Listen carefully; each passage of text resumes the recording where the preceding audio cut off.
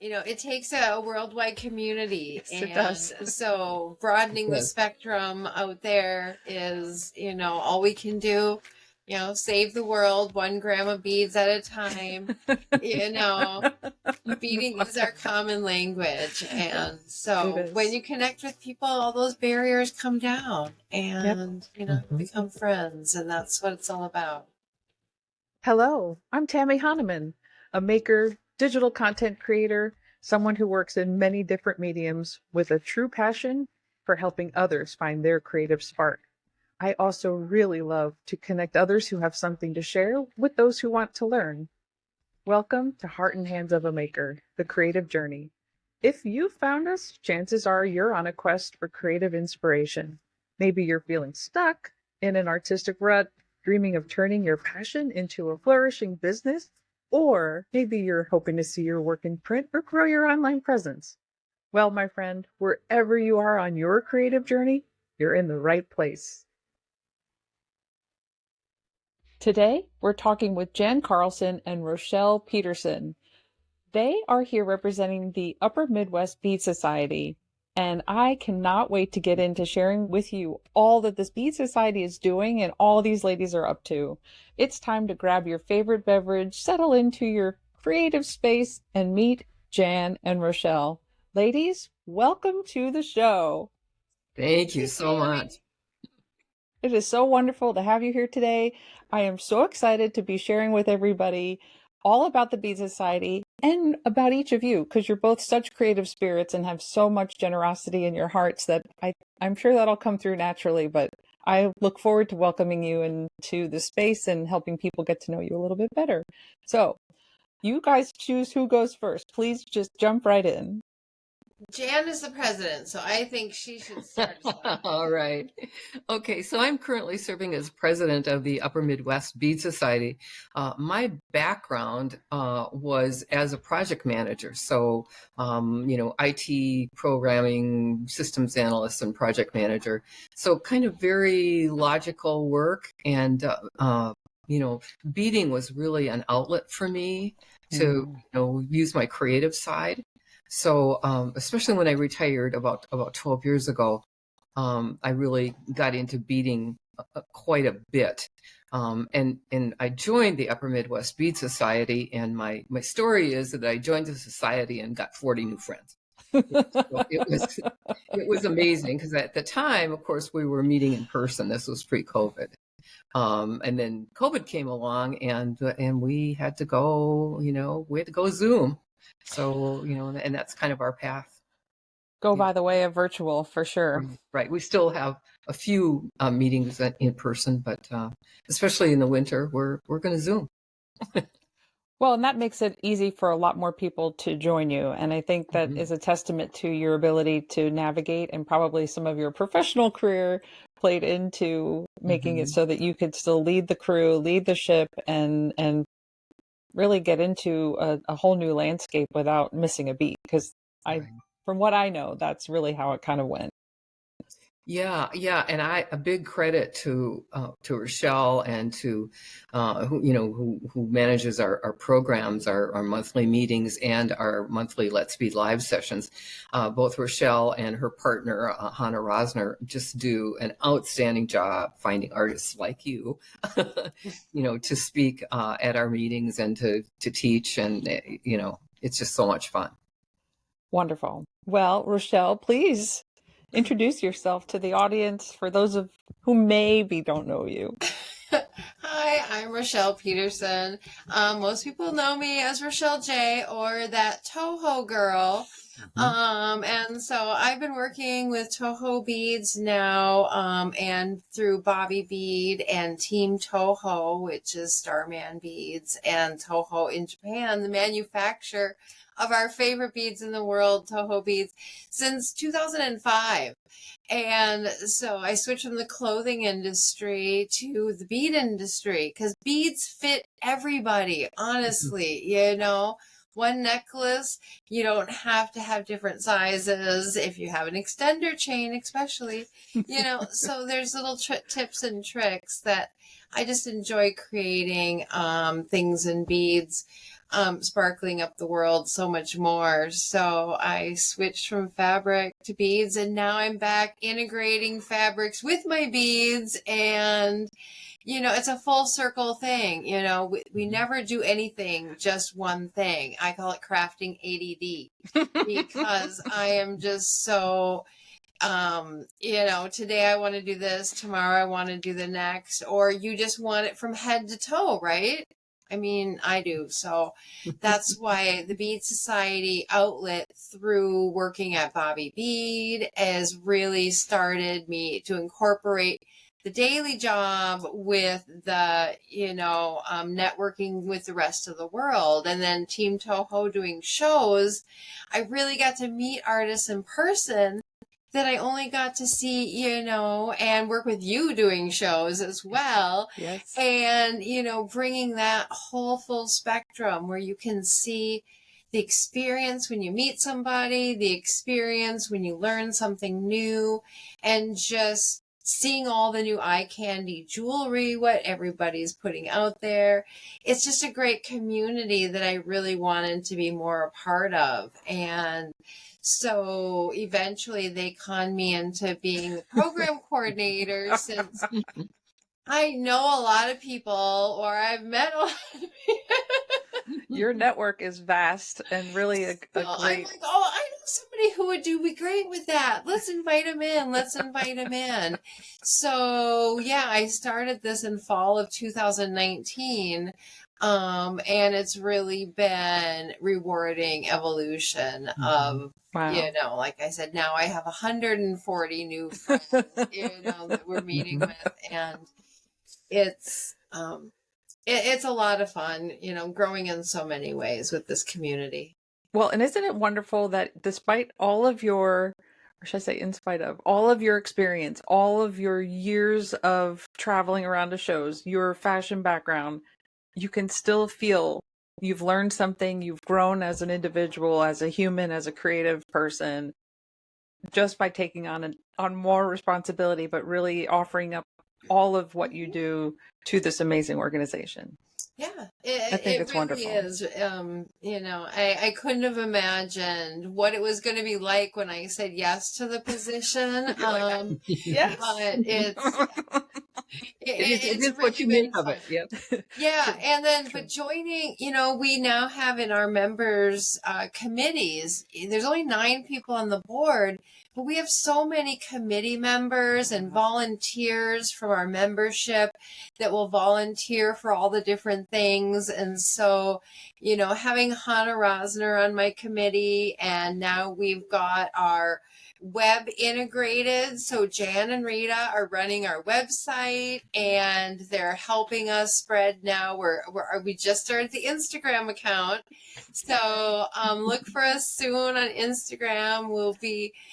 But our YouTube channel, we have 2 YouTube channels that we've been going for 4 years. All of our programming is free on our public channel that we've been doing our Let's Bead Lives on for 4 years, monthly programming.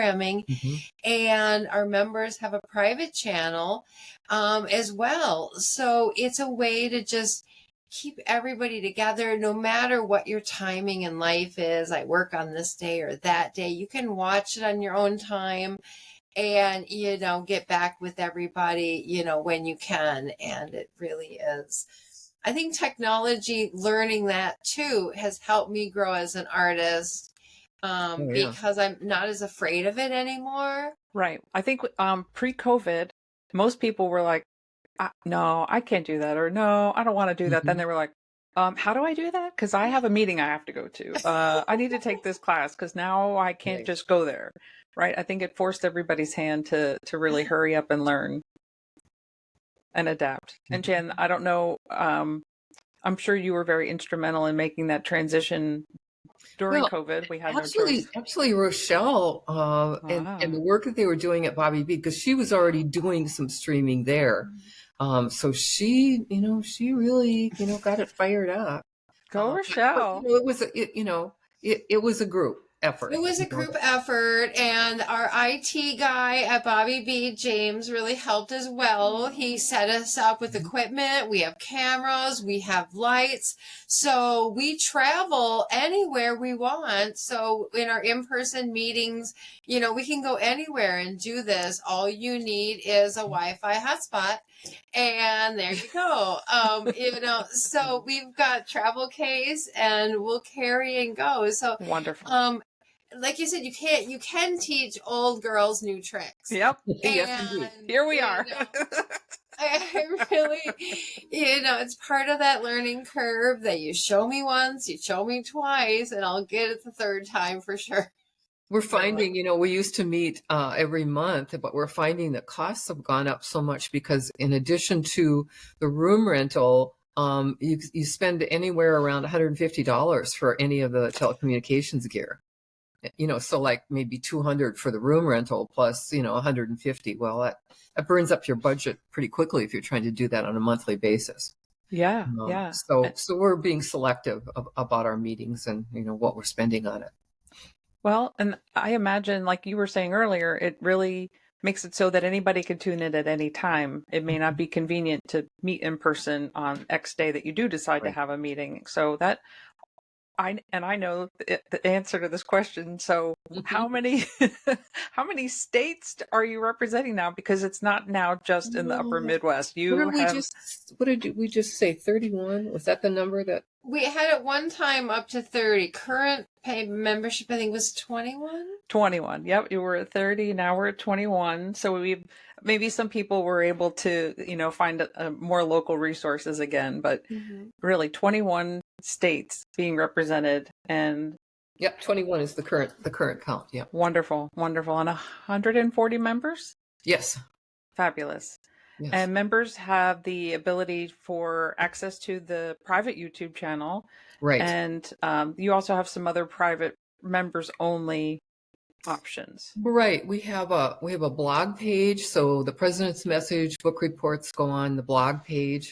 And then we have some members only links, patterns and, free patterns and things like that go out there. And then the monthly meetings are only accessible to members. So that's that link, only goes for members as well. The Let's Be Live is on the public YouTube.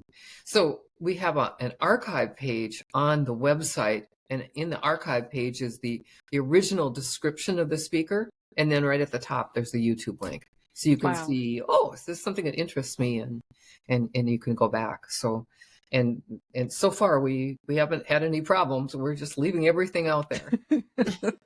No, that's wonderful. It's such an added benefit in connecting people that way, and to having an archive that people can access, because if I join today, I will now have access to things you did years ago that I would never have even known about. Right. And that's wonderful. And I know, Rochelle, you were saying earlier how you have a network of people that you can tap.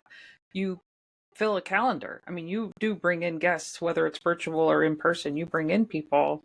We do. We're in the middle of planning our 2025 calendar. So we're about halfway booked full.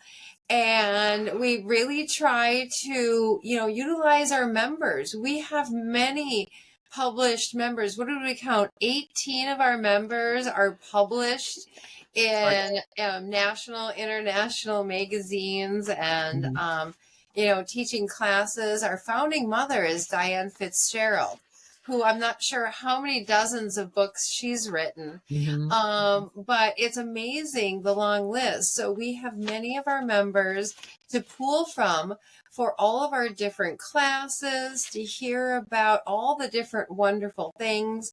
One of our members spoke last night, she's written books on the subject of beaded wire memoriams. And, the thousands of hours I would think to put into one of those. And it's just amazing how, intricately they're made. And, now we put silk flowers out, it's amazing, the difference. And so the pool of resources. So we do our Let's Bead Live, where our members members can then teach a class, offer their kits for sale, and that way you can, reach a new pool. And our Let's Bead Lives also stream live on Facebook. That's how we came up with the name, actually, so that you could join us live, talk to the teacher. We Zoom up to 100 people. So share the link with your friends, get a whole bead group together and join together, so that way you can get your supplies early and plan, prepare. And we're doing felting on the 19th. And so it's a little cute little pumpkin. Oh. And so just really amazing. We're not just beads. We want to do everything because our members do everything.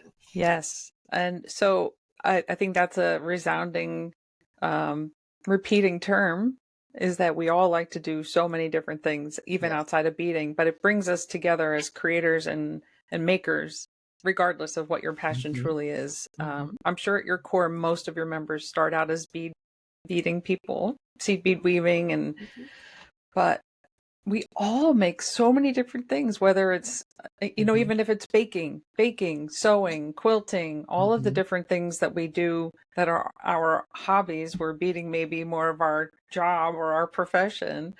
I think that I hear that time and time and time again. It's one of the greatest trends that I think was acknowledged during the NAMTA conference, is that how many people identify with being makers in more than one discipline. And you clearly have that in a cross section of your membership, as well as what you provide in content. Definitely. We have quilters, knitters, crochet, and then kind of inside, the polymer clay, glass artists. It's really amazing. Some of them are, you'll see them at a craft show, and they'll have all of these things that you maybe didn't even know that they did. It's pretty amazing. Right. Like, I make soap, and people are like, "You make soap?" I'm like, yes, I make soap. It's wonderful. Yes. Right. Because those aren't things that we really always talk about, but I also make apple pie, and I make sourdough bread. I'm sure that's... Oh, sounds good. Thanksgiving. You're welcome anytime. And so, do you make apple pie scented soap? If that was something that seemed appropriate, I sure could. I know we make candles that smell like, apple pie. That's for sure. Oh my gosh. I'm not here to talk about myself, but just identifying with the fact that I have absolutely no train of thought. It's all just like, oh wait, I want to make that. And I know there's a lot of us out there. Yep. Try something new. Try something new, make something new. And it's for me, a bead society, it's just a safe place. It's a safe place to make friends, to find like-minded people, to be able to share something. I know, Jan, you said you meet with friends outside of the meetings. You have separate interactions and groups that you now meet with. Right. In fact, I was just at my Tuesday bead group. So there were 6 of us today, I think. So just a kind of a loose group. We meet for lunch at a restaurant. We have our beadings. We have a reserved room. We bring our beading stuff. We talk. We laugh. Last week, someone said, "Oh, I like that bracelet you're wearing. Do you have that pattern?" I said, "Well, yeah, I do." So today I handed out 2 of those patterns. Oh, so wonderful. That's the kind of thing that goes on, and just encouraging each other. Because everybody does kind of their own thing, right? And just to see, the creativity of everyone else is just so amazing, and talking and laughing over lunch, can't beat it. Can't beat that. There's lots of those kinds of groups going on. But in addition, we should also talk about the other things that the Bead Society does. We have 2 bead retreats. One in the spring, in March, one in the fall. We just had it in September. The Wednesday after Labor Day we started, and it goes through Sunday. So you can go to one day, or as a day tripper, because the location is a Lutheran Bible campus, just about an hour from the Twin Cities. And so you can go for one day, you can stay the whole time, you can select the dates that you're there.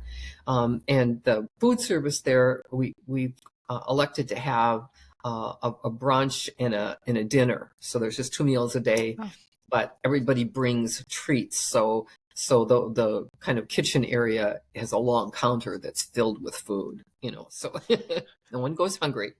But we had 4 classes at this at the bead retreat, of members. Oh, wow. Doing things. One was polymer clay. The other ones were, bead stitching kinds of classes, including a Christmas ornament that I actually have right here. This was a Lisa Dooley design that I made. And how pretty! The center part is actually done on an endless loom. So that actually has elastic bands in it. But yeah, that was her design and her kit. Wonderful. So a couple of nice those. work, Lisa. Yeah.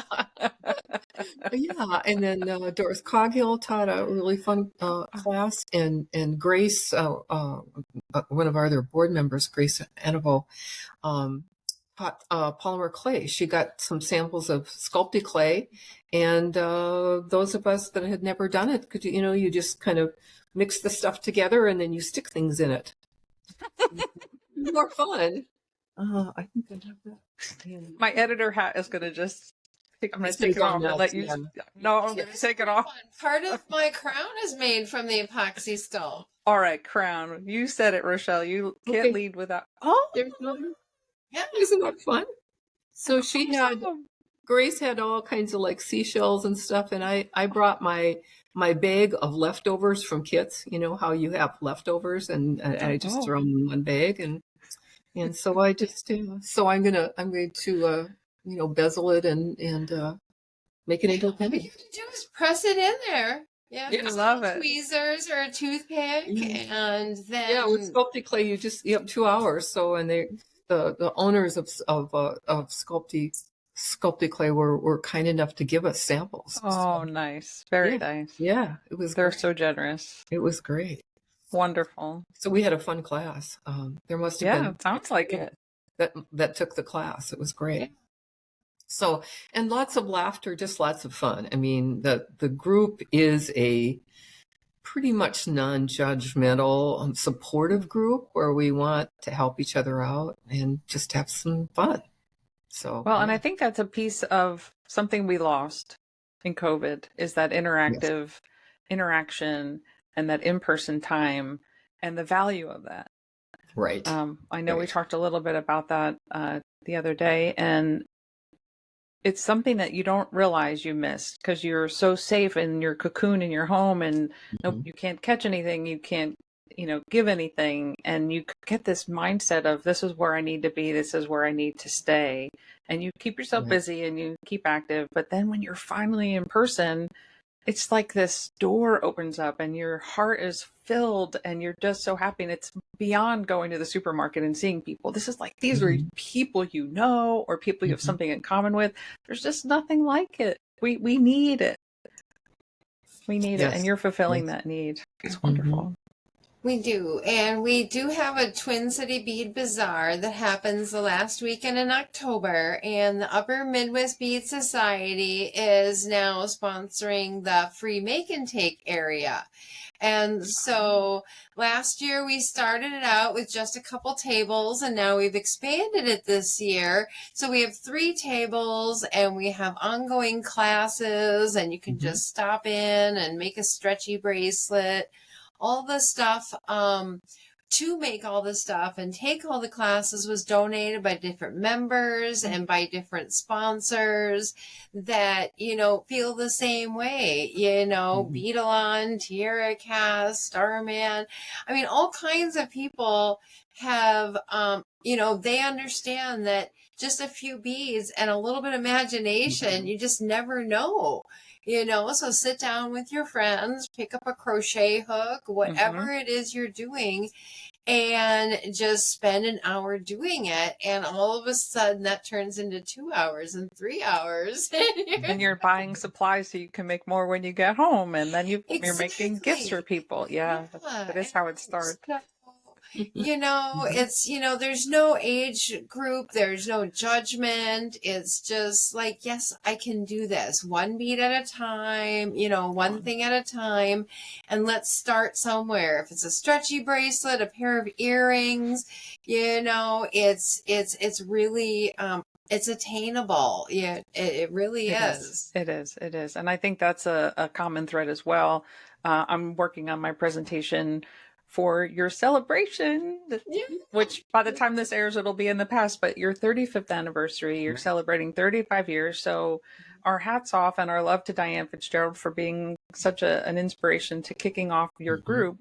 But back to the point of basics. Everybody has to start somewhere. And you may have a member who has great polymer clay experience, but they've never seed beaded. So they need the basics. It doesn't mean you're a beginner. That some people find that word to be offensive. I'm not a beginner. So if you take that piece out of the equation and just remember that everybody needs to have the fundamentals. Everybody needs to know the basics to be able to do whatever it is you're doing. And, it would be wonderful to make a Laura McCabe, what's the right word? Sculpture or an amazing piece, but it could be overwhelming and intimidating. So it is good to know that there's a place you can go that is safe and helpful, and you can learn the basics one step at a time, and then be encouraged to go to that next step and the next step and the next step. Well, the other thing I find, I just found this today, I picked up some Halloween earrings that I'm working on, that kind of shrieking, figure. And it's brick stitch on the top and then fringe on the bottom, and it curves in, so you're decreasing on one side and you're decreasing on both sides actually.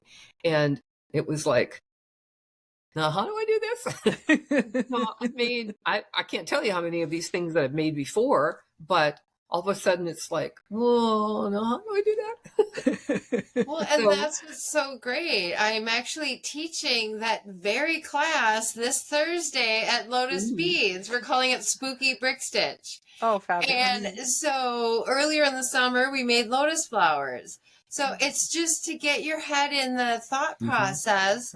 And so then we'll be making gnomes for the holidays, and it's fun. The same thing. So sit down as a group and let's start from the beginning. And we're actually using Diane Fitzgerald's brick stitch pattern that she taught to all of us from her book, The 5 Basic Steps of Brick Stitch. Yes. So we just go right back to the basics and what do you want? Where are you starting? And so even though we've been doing it for 3 decades, it's like, but what did I do yesterday? Okay, I was making my crown yesterday. Okay, now I'm brick stitching. So you have to really go, where am I? So reading the directions and a pattern you're cooking, it's the exact same thing. So follow the ingredient list, setting yourself to where are you today, and let's just take it from there. And, it's...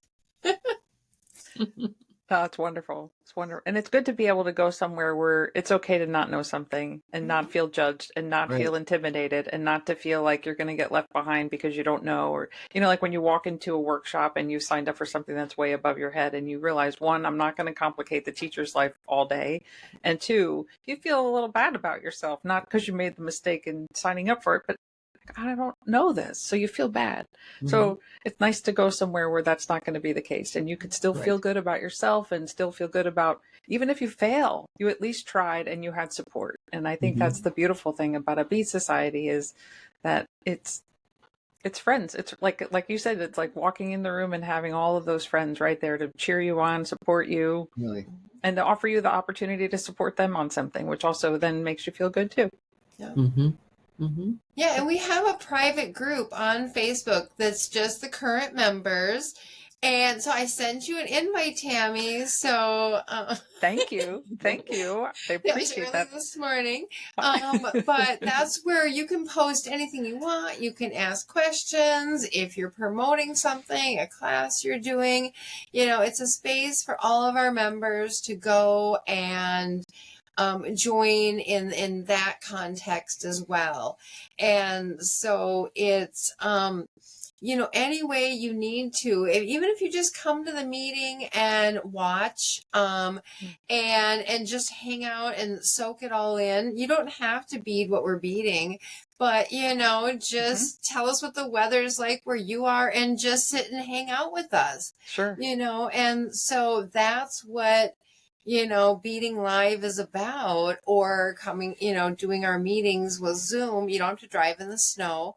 And it's really just the camaraderie. So we invite you to come early to chit chat. We have show and tell at the beginning of the meeting, so you can show off what you made. And it's really fun to hear that feedback. And so whether it's virtual or in person, I think that it's just kind of like a big beady hug sort of. Yeah, for sure. And even though it's virtual, sometimes maybe for not all the time, but virtually, it still feels really good. And we still need that connection. And it's different than being in your neighborhood where you may have friends that you go for a walk with. These are people who get you. Yes. And you can say, like, I have 5 projects going on, and your neighbor would be like, what? Why? Where the rest of us were like, oh, really? Oh, what are you working on? Oh, I have that one going, but guess what? I've got these 3 other ones. Like, we all get it. We all get it. UFOs, we call them. Yes. We even have, occasionally we'll have meetings where we'll say, bring your UFOs. Yeah, maybe we'll help you finish it or not. Or maybe we'll try something new instead. Sometimes you're stumped, and otherwise you just take all those UFOs, hook them together, and make one big project. Yeah. Our speaker last night, who makes just lovely flowers and leaves out of wire, beaded wire, was telling about how she had this collection, and every once in a while she sits down and she makes a bouquet. And it's like, well, this one I made like 10 years ago. And this one, I made last week. And she has this amazing bouquet. Oh, that must look so beautiful. Yeah. Suzanne does a very, very nice job. That's so great. Well, and there was another thing that the Bead Society does, and I find it fascinating because I think I don't know if I've ever been to a state fair. So I'm always like, yes. My gosh, like that seems so significant that you have space at a state fair. Right. So there's a creative activities building that's filled with all of these beautiful quilts and, handmade crafted items. There's another building that has paintings and sculpture in it, but this one is more, kind of craft oriented, although this is craft elevated, to our work. Yeah. So we have a day where we have a little demo area where we have a nice glass case to display people. So whoever's working that day brings their pieces to put in the case, but then they have something that they're working on. So people, come around and we tell them about the Bead Society. We show them what we're doing. And again, it's an outreach trying to, get people interested. Sure. Plus there's a display case that we have samples of work of the Bead Society. It's not a judged case. There's other entries in the fair where you can put it through judging, and several of our members do that and get awards. Wow. On a regular basis. So that's pretty fun. We put up award money for the beaded items. Oh. So it's pretty fun. So you go and you work for a 2-hour shift and you get a free ticket to the fair. And there's so much at a fair, normally a state fair. So it's like a great benefit to be able to volunteer and then be able to attend and see everything else that's going on. Yeah.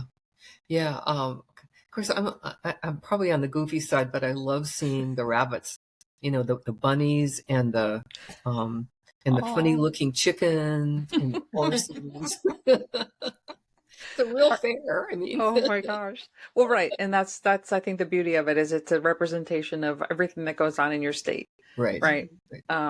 I went to an agricultural show with one of my boys when they were in school, and the one thing I remember, aside from the animals, was it was a competition on sculpting butter. Mm-hmm. Oh yeah. Do you have that too? 'Cause Oh I was We yeah. like, do. Yeah. We do. They actually sculpt the queen. Yeah. oh my And the whole princesses. I mean, Yeah. Princess Kate. It's not the queen. Yeah. Princess Kate. Yeah. amazing. Amazing. Oh my So god. these people have to sit in The dairy in, building, in, a, and the in a cooler. cooler, full of things. Yep. Oh, it's so fascinating. I grew up outside of New York City, so in my world, it's like things don't slow down that much where you can really even understand that that's something somebody does. But sure enough, Oh yeah. it's No, amazing, fun. fascinating. It's fun. Yeah. The fair goes on for quite a while too. So, it's toward the end of August into a little bit into September. So Oh, okay. it goes on for like a week and a half. So, Wow. you can always pick a day that you can get there. Wow. So as members, you really do offer a lot, and your membership fee is so low that it's really it covers your expenses. So to be Right. a member, really the value is beyond the cost. Right. Right. And part of what I want to be clear on is this is not an ad for being a member for the Upper Midwest Bead Society. But I do think the fact that you have opened it up so it's virtual, it should be something that everybody considers being a part of because you are such a vibrant community. But also, I think for everybody who either has a bead society going or maybe had one going and they had to table it, you offer a great review of how to do this in a way that is nimble, current, and viable. That I think is just so generous of you to shed light on. Because so much of what you do is not something that many people have been successful at. Well, being at all these shows, I've met many people in a lot of different bead societies, and they just weren't able to do it for one reason or another. So that's why we've always, been open. So we decided that our Saturday class is free to everyone. And how do you pick up new members if you don't give it a try? Or if you're on a budget, maybe you're just not into that. So that's why there's one free class a month and then one for the members. And they're both for everyone, honestly. But it's, give it a try, see how you like it. And it's, I just hate seeing people say, oh, that's nice, but I could never do that. And it's like, yes, you can. I know you can do that, and just try it. Or something to do with your kids, something to do with the grandkids. And you never know. It's so relaxing. Any craft, as you know, is very relaxing, meditative, and just kind of a great escape. And that was our theme at the state fair this year, was beading is the great escape. And so we just want you to feel what we feel. So try it. You might like it. Try it. You might like it. And one bead at a time. It's not like, you don't need to create a huge sculpture the first day around, Do No, a stretchy you don't. bracelet, make a pair of earrings. Well, and be kind to yourself. I think, sometimes people, the new materials are challenging to work with. You've got this long length of thread. You've got this teeny tiny little needle that you have a hard time threading. Like, just be kind to yourself. Allow yourself to fail. Allow yourself to have to undo a knot or start over, and be okay with that, and not have such great expectations, and just enjoy the process of it all. Well, and be aware that in any project you're going to be tearing stuff out. I mean, that's just the way it is. Unless you've made it a bunch of times before, you're going to make mistakes, and you're going to look at it and go, no, can't live with that one. Some of them you can. Some of them may be creative mistakes, right? That's right. You're going to back up, and it's okay. And it's okay. And people with great experience also still do the same thing. It's really okay. It's really okay. There's no perfectionism or no need to be perfect. Right. be a Or part of. sometimes those mistakes end up being like great revelations. Like, oh my gosh, look at what that just did. Yeah. I've been trying to figure out how to do that for a decade. And I was like, is that easy? Oh my gosh. Why have I been overthinking this? You know? Overthinking. Yep. We do it to I think ourselves. bead embroidery is the one that I think can be the most creative because you can really play. I'm just loving it. Making our sashes for our 35th anniversary since Hannah gave us the pattern to recreate the shoulder sash. I'm very excited to see what everybody's doing because I'm having fun with mine and using the vintage buttons as my base and So fun. embroidering around them. And well, the nice thing is for anybody listening to this, the event will have already happened.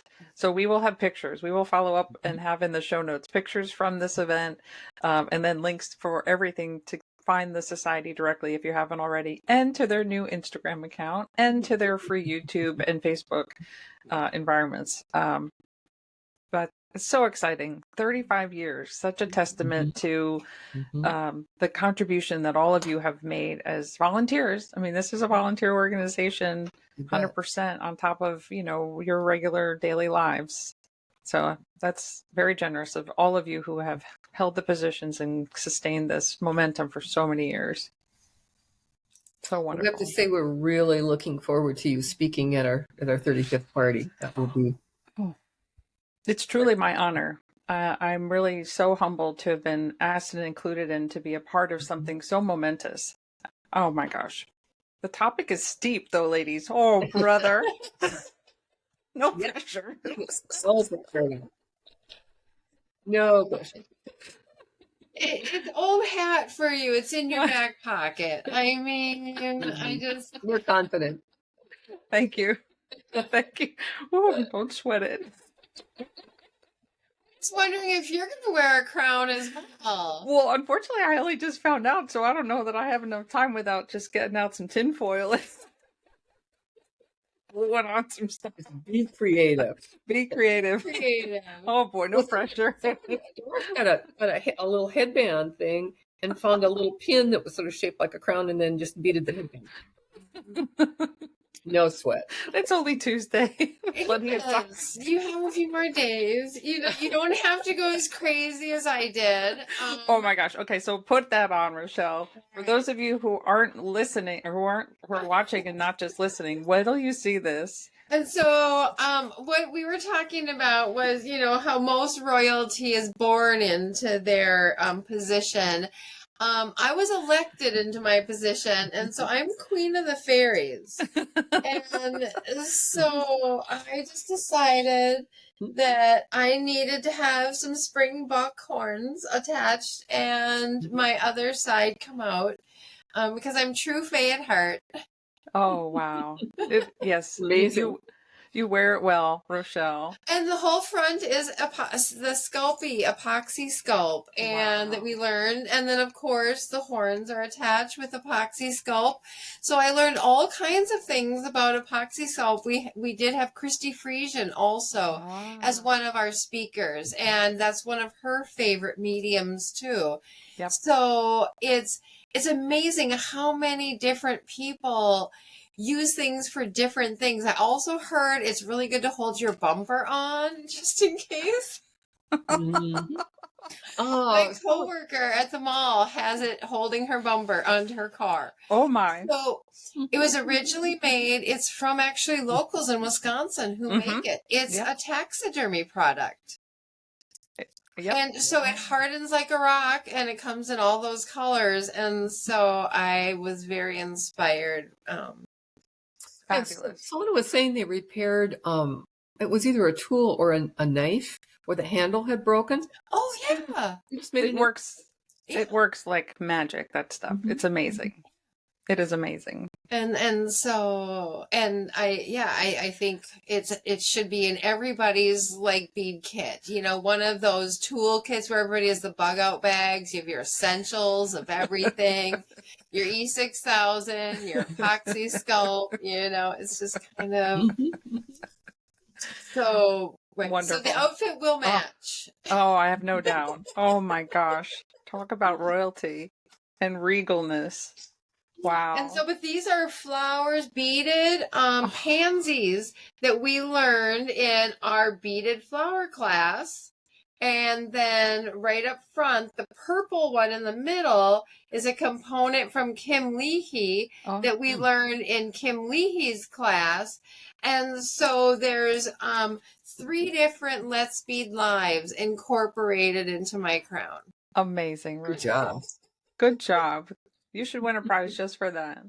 And so We're we actually- do have a costume, so it is by vote. Oh. So we're keeping our fingers crossed. The crown costume and also the shoulder sash, the contest as well. So everybody will vote on those. Yep. Right. I'm not done with my shoulder sash yet, but these are the 2 components that I've started with. They're antique buttons, and then they have bead embroidery all around them, and then they've got little magnets to hold them on.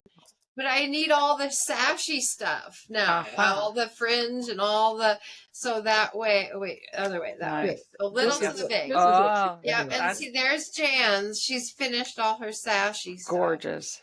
So that way, Very royal.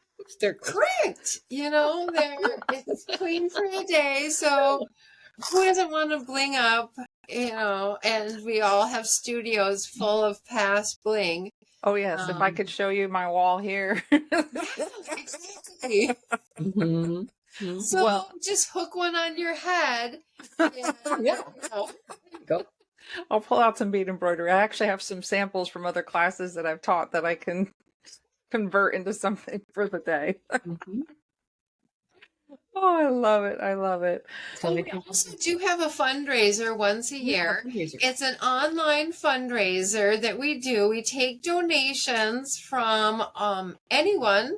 And we have a live online auction. So for a week, we put up the things, and you can bid or just buy outright on our, because Hannah Rosner is our incredible assistant, and she is so good at running online trunk shows.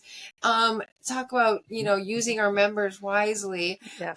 And so she's our fundraiser organizer.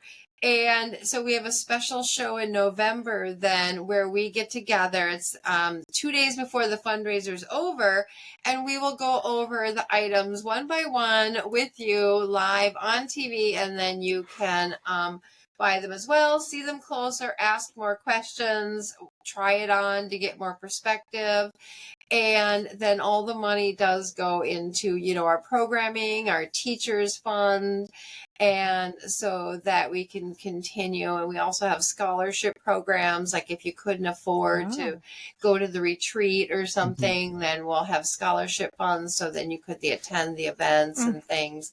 So it's a once a year thing that is really fun. So you can donate or you could participate by buying. And it's just a little way of, saying thank you to our members and thank you to everyone for, just give and take. It's all part of the community. So, so wonderful.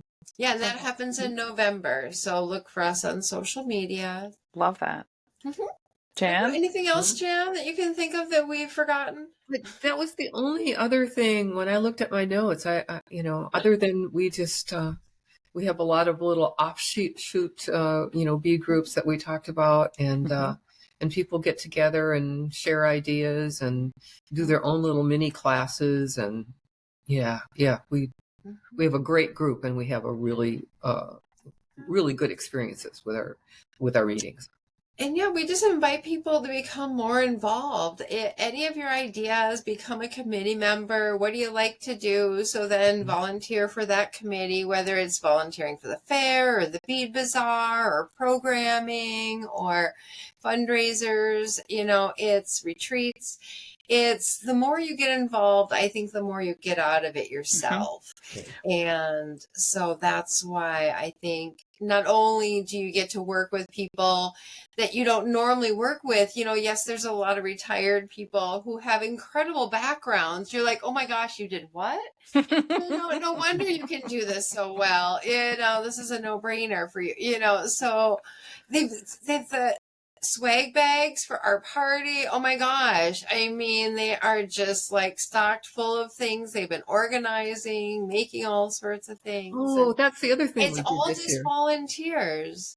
We did something really interesting this year. We had a program called Raid Your Stash, where we asked people to go through and say, okay, we all bought things that we thought were wonderful, but we realized we're never going to use them.